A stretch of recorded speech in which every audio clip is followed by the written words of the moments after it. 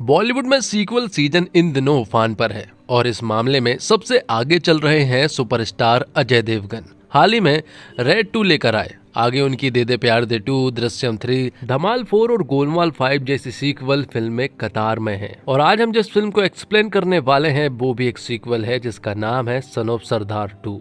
यह एक no brain यानी दिमाग का शटर बंद करके देखे जाने वाली कॉमेडी फिल्म है। यह साल 2012 में आई अजय देवगन की multi star film son of Sardaar का स्टैंड अलोन सीक्वल है। इसके अजय के किरदार जस्सी रंधावा के अलावा पिछली फिल्म से कोई लेना देना नहीं है। तो आइए सन ऑफ सरदार 2 फिल्म को एक्सप्लेन करते हैं और जानते हैं इसकी पूरी कहानी। तो फिल्म की शुरुआत होती है जस्सी रंधावा से, जो कि अपने बेबे के साथ पंजाब में रहता है। वो यहाँ पर बहुत खुश है, लेकिन उसकी एक तमन्ना है कि वो लंदन जा सके। बात कुछ ऐसी है कि 1 दशक पहले उसकी डिम्पल नाम की लड़की से शादी हुई थी, लेकिन डिम्पल जो है अब लंदन में रहती है और वहीं पर जॉब करती है। जस्सी ने कई बार वीजा के लिए अप्लाई तो किया है, लेकिन उसे अभी तक वीजा नहीं मिल पाया है, जिस वजह से कभी कभी वो बहुत उदास हो जाता है और भगवान को बहुत कुछ सुना भी देता है। कुछ ही दिनों के बाद उसका वीजा आ जाता है और अब जस्सी यहाँ पर लंदन जाने के लिए पूरी तरह से रेडी था। वो बहुत सालों के बाद अपनी बीवी डिम्पल से मिलने वाला था, जिससे वो बहुत प्यार करता है। तो लंदन पहुंचकर जब जस्सी अपनी बीवी डिम्पल से मिला तो वो उससे मिलकर बहुत खुश हुआ था,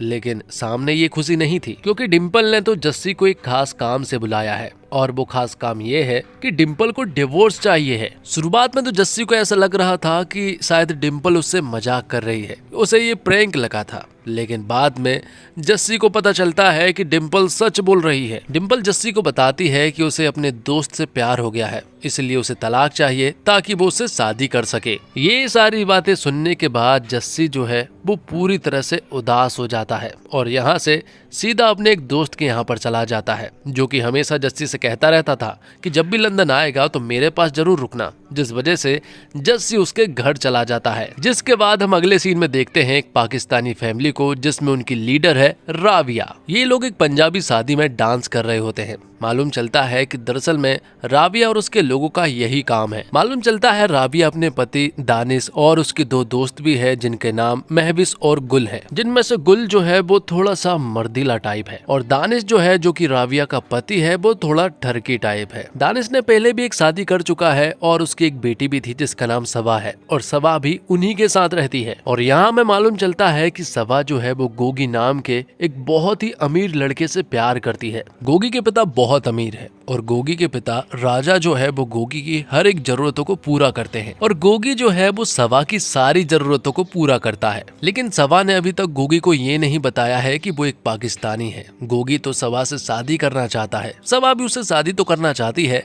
लेकिन वो भागकर करना चाहती है, क्योंकि वो अपनी फैमिली को गोगी की फैमिली वालों से नहीं मिलवाना चाहती है। इसलिए सबा हमेशा गोगी को भागने के लिए कहती रहती है। अब आगे हम देखते हैं कि जब राबिया और उसके सारे दोस्त मिलकर एक शादी का फंक्शन करने के लिए गए थे कि तभी राबिया को मालूम चलता है कि उसका पति दानिश जो है वो किसी रसियन के साथ भाग गया है। ये सुनकर राबिया पूरी तरह से हैरान रह चुकी थी, लेकिन ये सारी चीजें देखकर सबा बिल्कुल भी हैरान नहीं थी, क्योंकि उसे तो मालूम है कि उसके पिता कैसे हैं और उसने राबिया के साथ शादी दरअसल में पैसों के लिए ही की थी और जिस रसियन के साथ अभी वो भागे हैं वो भी जरूर बहुत ही अमीर होगी। दूसरी तरफ हम देखते हैं कि जस्सी जिस पंजाबी दोस्त के यहाँ पर रुका हुआ है उसकी पत्नी बहुत खराब है और वो नहीं चाहती कि जस्सी यहाँ पर रुके, इसलिए उसका दोस्त जस्सी को सजेशन देता है कि वो यहाँ से चला जाए, वरना मुझे भी यहाँ से जाना पड़ेगा। और तो और वो उसे एक और बात बताता है कि वो किसी अच्छे से लॉयर को करे ताकि डिम्पल उसकी सारी जायदाद को हड़प न ले। दूसरी तरफ हम देखते हैं कि दानिश के चले जाने के बाद राबिया को थोड़ा बुरा तो लगा था। वो इसलिए नहीं कि दानिश अच्छा आदमी था, वो इसलिए कि आखिरकार उसमें क्या कमी थी कि उसे वो छोड़कर चला गया। इसलिए राबिया ने फैसला किया कि वो भी किसी लड़के को पटाएगी। वो एक लड़के को कैफे में बुलाने वाले थे जहाँ जस्सी की लॉयर भी आने वाली थी। तो यहाँ पर एक गलतफहमी हो जाती है और राबिया और जस्सी की मुलाकात हो जाती है, लेकिन जस्सी तो राबिया से सर्विस के रेट पूछने लगता है, जिससे कि राबिया को बहुत बुरा लगा और वो यहाँ पर जस्सी के हाथ में चाकू घुसा देती है। जब उसके हाथ से खून बहने लगा तो राबिया जस्सी को अपने घर ले जाती है और फिर मालूम चला कि दरअसल में ये एक थोड़ी सी गलत फहमी थी। अब क्योंकि जस्सी घर ढूंढ रहा है और राविया को भी अपना मकान किराए पर देना है, इसलिए वो जस्सी को ही रख लेती है। तो जस्सी अब उनके घर पर शिफ्ट हो जाता है, जहाँ पर वो सभी लोगों से मिलता है। जस्सी को मालूम चलता है कि ये लोग मुसलमान हैं, लेकिन उसे ये नहीं मालूम था कि ये दरअसल में पाकिस्तानी है। अब रात को गोगी जो है वो सबा के पास आता है। वो उसे शादी के लिए प्रपोज करता है, जिसके लिए सबा भी मान जाती है। गोगी जो है वो इस शादी को बहुत धूमधाम से करना चाहता है, लेकिन सबा हमेशा की तरह भागने के लिए कह रही थी। सबा बताती है कि उसके पिता बहुत खतरनाक है, वो इस शादी के खिलाफ है, वो बिल्कुल भी नहीं मान सकते। तभी राविया के दिमाग में एक आइडिया आता है और वो सोचती है कि अगर हम एक नकली पिताजी की बात गोगी से करवा दें और उससे कह दे कि वो इस शादी के पूरी तरह से खिलाफ है, तो शायद वो मान सकता है। लेकिन सबा के नकली पिताजी आखिरकार मिलेंगे कहाँ पर? और तभी उनकी नजर पड़ती है जस्सी पर। वो जस्सी को ये बात बताते हैं, लेकिन जस्सी बिल्कुल भी नहीं मान रहा था। राविया जस्सी को बताती है कि उसे गोगी से सिर्फ और सिर्फ 2 मिनट वीडियो कॉल पर बात करनी है, जो हम लिख कर देंगे तुम उसे पढ़कर बोल देना, जिससे कि गोगी मान जाएगा कि सचमुच ही सबा के पिता शादी के पूरी तरह से खिलाफ है, और फिर सबा और गोगी भागकर शादी कर लेंगे। तो अब जस्सी भी मान जाता है और फिर जो उन्होंने लिख कर दिया था वो गोगी के सामने बोल देता है। गोगी जब सबा के पिताजी मतलब कि जस्सी से बात कर रहा था तो उन्हें मालूम चलता है कि सबा के पिताजी सरदार है। हालांकि जस्सी ने गोगी को भारी आवाज में साफ मना कर दिया था कि वो इस शादी के खिलाफ है। जिसके बाद गोगी सबा से कहता है कि अरे तूने मुझे पहले क्यों नहीं बताया कि तेरे पिताजी सरदार है, क्योंकि मेरे पिताजी को सरदार बहुत पसंद है। लेकिन सबा यहाँ पर एक और झूठ बोल देती है। वो कहती है कि मेरे पिताजी सरदार तक तो ठीक थे, वो कर्नल भी है और वो बहुत ज्यादा स्ट्रिक्ट है, इसलिए वो शादी के लिए नहीं मानेंगे। लेकिन जब ये बात यहाँ गोगी को मालूम चली कि उसके पिताजी कर्नल है, तो वो तुरंत ही अपने पिता राजा को ये सारी बातें बता देता है कि जिस लड़की से वो प्यार करता है उस लड़की का नाम सबा है और उसके पिताजी सरदार है, और तो और वो कर्नल भी है। ये सुनने के बाद राजा बहुत खुश था, क्योंकि राजा को अपने देश इंडिया से बहुत ज्यादा प्यार है और उसे आर्मी मैन बहुत ही पसंद है, जिस वजह से वो गोगी से कहते हैं कि उन्हें शादी की बात मत करने दो, अब हम उनके पास जाएंगे और उनकी बेटी का शादी के लिए हाथ मांगेंगे। अब ये सारी बातें राविया के घर भी मालूम चल चुकी थी कि गोगी की सारी फैमिली जो है वो सबा और गोगी की शादी पक्की करने के लिए आ रहे हैं, तो अब जस्सी को फिर से पिताजी बनना पड़ेगा। जस्सी बताता है कि वीडियो कॉल तक तो ठीक था, लेकिन अब सचमुच ही उसे उनके सामने आना पड़ेगा, इसलिए वो ये नहीं कर सकता है। तब राविया यहाँ जस्सी से कहती है कि सिर्फ 2 घंटे की बात है और जब शादी होगी तो हम तुम्हें यहाँ से दूर भेज देंगे और कह देंगे कि तुम दरअसल में ड्यूटी पर चले गए हो, जिसके लिए जस्सी जो है वो एक बार फिर से मान जाता है। और फिर अगले दिन जो है वो गोगी की पूरी फैमिली जो है वो राविया के घर पर आ जाती है। लेकिन जस्सी यहाँ पर देखता है कि गोगी के पिता राजा जो है वो बहुत खतरनाक है, क्योंकि उनके आने से पहले उनके घर में लगभग 8-10 बॉडीगार्ड बंदूक लेकर आए थे।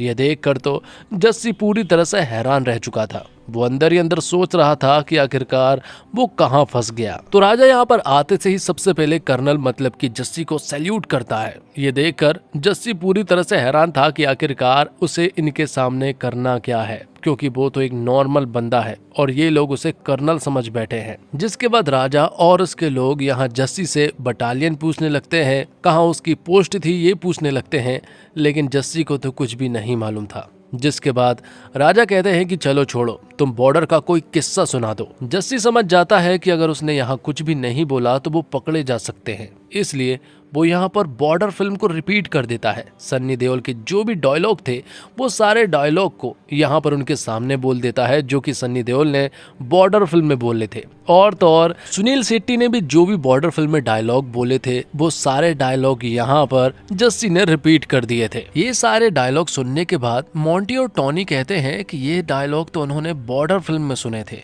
जिस पर कि यहाँ पर राजा कहते हैं कि ये सारी फिल्में जो है वो इंस्पायर्ड होती है और बॉर्डर फिल्म भी दरअसल में जस्सी रंधावा से ही इंस्पायर्ड है। तो जस्सी की फैमिली को देखकर राजा बहुत खुश हुआ और वो जस्सी से कहते हैं कि हम शादी के लिए पूरी तरह से तैयार हैं। शादी में आप लोगों को 1 रुपए भी खर्च करने की जरूरत नहीं है, बस आप लोग हमारे यहाँ पर आ जाइए। जिसके बाद वो लोग यहाँ से चले जाते हैं। और अब बात आती है कि आखिरकार इन्हें जाना कहाँ है। राजा की फैमिली एक ऐसी जगह पर रहती है जहाँ ट्रेन और बस नहीं जाती है, बल्कि सीधे फ्लाइट जाती है और जस्सी को फ्लाइट से बहुत ज्यादा डर लगता है। तो आखिरकार राबिया पूछती है कि तुम इंडिया से यहाँ पर कैसे आए। तो मालूम चला है कि दरअसल में जस्सी को एक दोस्त ने अफीम खिला दी थी, जिस वजह से नशे में होने की वजह से उसे कुछ भी याद नहीं था। लेकिन अब प्रॉब्लम ये थी कि आखिरकार लंदन में जस्सी के लिए वो लोग अफीम कहाँ से लेकर आएंगे। फिर मालूम चला कि विदेश के ग्रेवयार्ड में फूल चढ़ाए जाते हैं और वो फूल दरअसल में अफीम के ही तो होते हैं। वो लोग उस अफीम के फूल से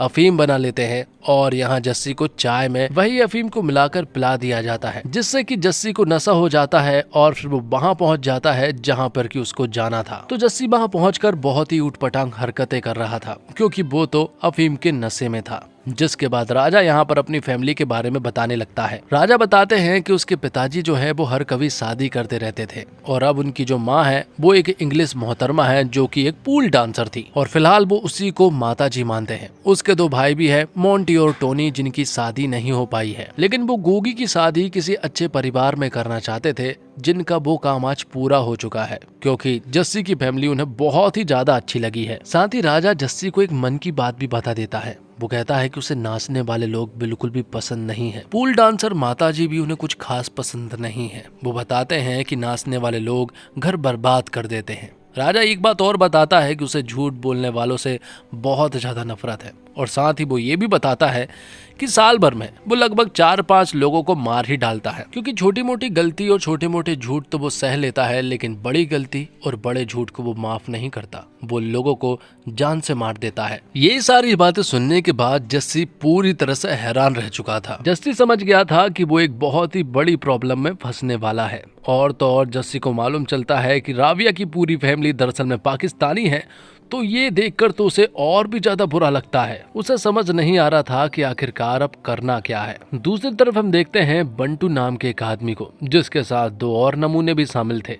उसे मालूम चला है कि राविया की फैमिली दरअसल में नाचने वाले हैं, जिससे वो गोगी की शादी नहीं होने दे सकता है। तो बंटू कौन है इसके बारे में हमें बाद में मालूम चलेगा। तो राविया अपने दोस्त और सवा के साथ मिलकर शॉपिंग करने के लिए निकल जाती है और वो जस्सी से कह देती है कि वो कमरे से बाहर ना निकले, लेकिन जस्सी कहाँ मानने वाला था। वो तो राजा की मम्मी मतलब की इंग्लिश मोहतरमा के पास पहुंच जाता है, जो कि पूल डांसर है, और जस्सी उनसे कहता है कि अब मुझे नहीं लगता कि आप पूल डांस कर सकती होंगी। लेकिन इंग्लिश मोहतरमा कहती है कि मैं डांस करके बताऊंगी, और वो पूल डांस करने लगती है। जस्सी को राजा की बेबे का पूल डांस देखकर बड़ा मजा आ रहा था। वो गांव का पहला आदमी है जिसने लाइव पूल डांस देखा था, और तभी पूल डांस करते वक्त ही राजा की बेबे जो है वो फोल्ड हो जाती है और उनकी बहुत ही अजीबोगरीब मौत हुई थी। ये देखकर जस्सी पूरी तरह से डर जाता है और वो तुरंत ही यहाँ से भागने की कोशिश करता है। उसे लगता है कि अगर अब वो पकड़ा गया तो ये लोग उसे जान से मार देंगे,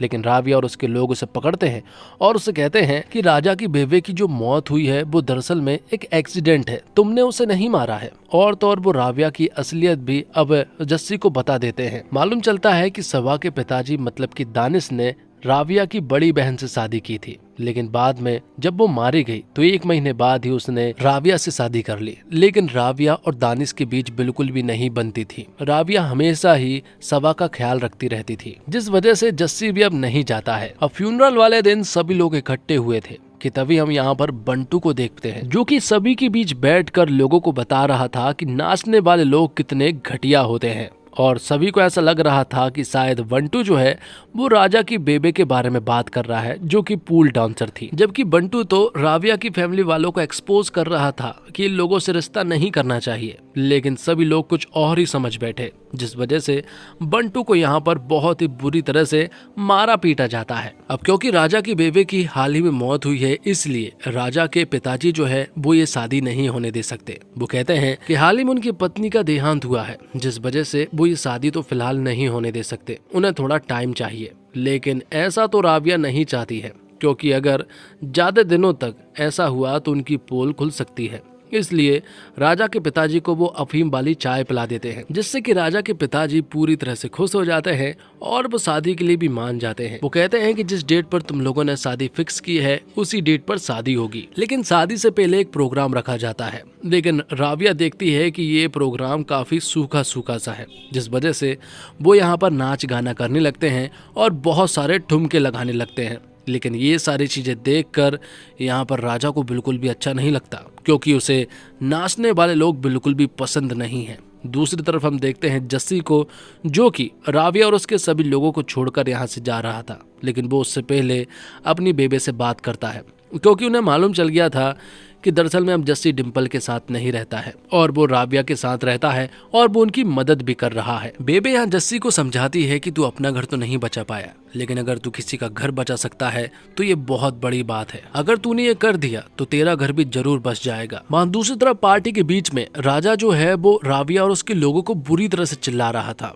कि तभी यहाँ पर एंट्री होती है जस्सी की, जो कि राजा से कहता है कि नाच गाना कहाँ नहीं होता है। जब तक पार्टियों में फंक्शन में नाच गाना ना हो तब तक वो पार्टी नहीं मानी जाती है। और किसने कहा कि नाच गाना गलत होता है? लोग खुशी से नाचते हैं, अपनी खुशी को सेलिब्रेट करते हैं, इसी वजह से सभी लोग नाचते और झूमते हैं। ये सुनकर राजा भी चुप हो जाता है और अब यहाँ मालूम चलता है कि जस्सी जो है वो यहाँ से भागने वाला था, लेकिन अब वो रुक जाता है और वो सभा से कहता है कि वो यहाँ से भागने वाला था, लेकिन अब चाहे कुछ हो जाए वो तेरी शादी करा कर ही रहेगा। ये सारी बातें सुनने के बाद राविया जो है वो जस्सी से इम्प्रेस हो चुकी थी, वो जस्सी को पसंद करने लगी थी। आगे हम देखते हैं कि राजा जो है वो शूटिंग बाजी कर रहा था और वो अपने पास जस्सी को भी बुलाता है। वो क्योंकि कर्नल है इसलिए राजा चाहते हैं कि वो भी एक शूट तो जरूर करे, लेकिन जस्सी का एम यहाँ पर मिस हो जाता है, जिससे कि राजा को डाउट होने लगा था। तब जस्सी कहता है कि वो छोटे मोटे खिलौने से नहीं खेलता, बल्कि वो तो टैंक चलाता है। ये सुनने के बाद राजा यहाँ पर टैंक बुलवा लेता है और ना चाहते हुए भी जस्सी को वो टैंक चलाना पड़ता है। वो गूगल पर सर्च करता है कि आखिरकार टैंक स्टार्ट कैसे करना है। तब यहाँ पर स्टार्ट तो हो जाता है, लेकिन अब बात आती है कि आखिरकार टैंक को बंद कैसे किया जाए। लेकिन टैंक को बंद करते करते जस्सी ने यहाँ पर तबाही मचा दी थी और बंटू के लोग भी राजा के घर में चोरी छुपे घुसने की कोशिश कर रहे थे, लेकिन यहाँ पर जस्सी के टैंक ने उन्हें भी अच्छे से सबक सिखा दिया था, जो कि जाने अनजाने में हुआ था। ये सारी चीजें देखकर राजा को बहुत ही खुशी मिल रही थी, क्योंकि उन्हें जस्सी के ऊपर बहुत ही प्राउड फील हो रहा था। अब अगले दिन शादी थी, शादी तैयारियां हो चुकी थी और सभी लोग बहुत खुश थे। इस मोमेंट को सभी लोग एंजॉय कर रहे थे कि तभी राविया की नजर पड़ती है दानिश पर, जो कि यहाँ पर बैंड बाजा लेकर आया था। वो यही काम करता है उस रसियन लड़की के साथ। यहाँ पर राविया दानिश को समझाती है कि उसकी बेटी सबा की शादी है और वो नहीं चाहती है कि यहाँ पर कोई प्रॉब्लम आए, इसलिए तुम चुप ही रहना और कोई भी प्रॉब्लम क्रिएट मत करना। लेकिन यहाँ पर दानिश जो है वो मोंटी और राजा को बता देता है कि राविया सिर्फ मेरी है, जिससे कि यहाँ पर राजा जो है वो राविया से बात करने के लिए आता है। तो राविया बताती है कि जस्सी जब ड्यूटी पर जाया करते थे तब वो बिल्कुल अकेली हो जाती थी और तब सालों पहले दानिश से उनका अफेयर हुआ था, लेकिन अब उनके बीच में ऐसा वैसा कुछ भी नहीं है। ये सुनकर राजा और मोंटी को जस्सी के लिए काफी बुरा लग रहा था कि दरअसल में राविया का एक दूसरे बंदे के साथ अफेयर है, लेकिन खैर छोड़ो, ये बात जस्सी को नहीं मालूम चलनी चाहिए। दूसरी तरफ हम देखते हैं कि जस्सी की पत्नी डिम्पल भी यहाँ पर आ जाती है। दरअसल में डिम्पल से जो शादी करने वाला था उसकी नजर जो है वो डिम्पल की जायदाद पर थी, जिस वजह से डिम्पल ने उसे छोड़ दिया और वो यहाँ जस्सी से मिलने आ गई। लेकिन जब जस्सी और डिम्पल को राजा और मोंटी ने साथ में देखा तो वो जस्सी से बात करने पहुंच जाते हैं। तो जस्सी बताता है कि जब वो ड्यूटी पर था तब वो बिल्कुल अकेला पड़ चुका था और तभी उसकी मुलाकात डिम्पल से हुई थी। जस्सी राजा से कह देता है कि ये बात वो राविया को ना बताए वरना प्रॉब्लम हो सकती है, लेकिन अब राजा को सारी बातें मालूम चल चुकी थी। राजा को मालूम चल गया था कि जस्सी एक नॉर्मल इंसान है, वो कर्नल नहीं है, वो सबा का पिताजी भी नहीं है। और तो और यहाँ पर राजा को राविया की फैमिली के बारे में भी मालूम चल गया था कि वो कोई पंजाबी फैमिली नहीं है और वो तो नाचने वाले लोग हैं और तो और पाकिस्तानी हैं।